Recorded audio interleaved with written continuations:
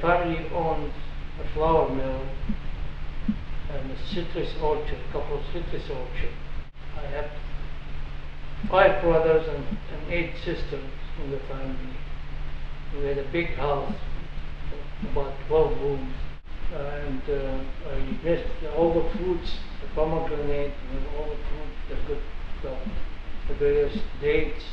They have 136 different varieties in Karbala alone. I used to swim in the river and jump from the highest bridge there. And it was fun. We used to clown around there, and we used to go take by the river and sing in group. American people have through the newspaper, they have many fallacies about Iraq. Iraq is a multinational country. It's got Kurd, it's got Arabs, it's got Turkmen, it's got even some Persian. Anyway, there are many nationalities there. For Iraqis, whether they're Arab or Turkmen, or they're different. You get from the blonde to blue eyes to dark in the south. So there is no pinpoint. Some of them look Italian, Greek, or thing, but the main thing is you cannot pinpoint Iraqi because they're a mixture of many things. All that culture that used to be unifying thing for Iraq has got decimated by the constant war, Iran, Kuwait, and now the third war, Gulf War. And that has its influence. The war has an influence on people, on society. And that's the result. They can't leave now. I mean, they have to build, they have responsibility.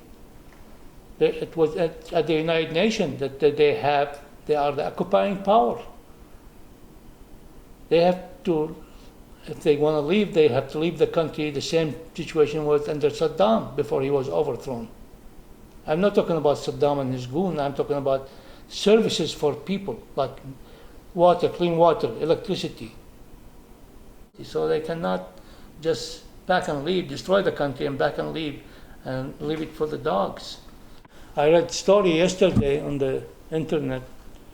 There was a man trying to get 2 of his sons. They throw them in the river because he cannot afford.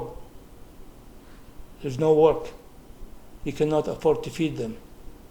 So anyway, that shows you that how the government in Iraq now, which is American installed, this never happened in the history of Iraq. There's always enough food, you know. Saddam killed one of my brothers and tortured the other. The father was tortured, but mother disappeared.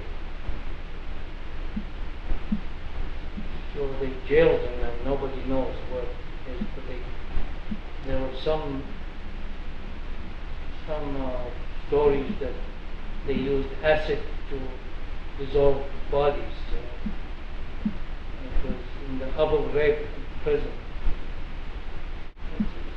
Saddam used to be a friend of my older brother, but then when he turned against them, I guess, or he opposed the Iraq-Iran war, then they turned against him. And anyway, they kidnapped him from the street. So the relationship from my family to Saddam is very antagonistic.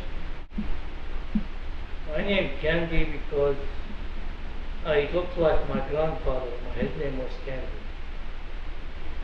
Why was his name Kandi? I have no idea. Maybe he was selling some candy. I don't know. I think he was working with the sugar maybe or something.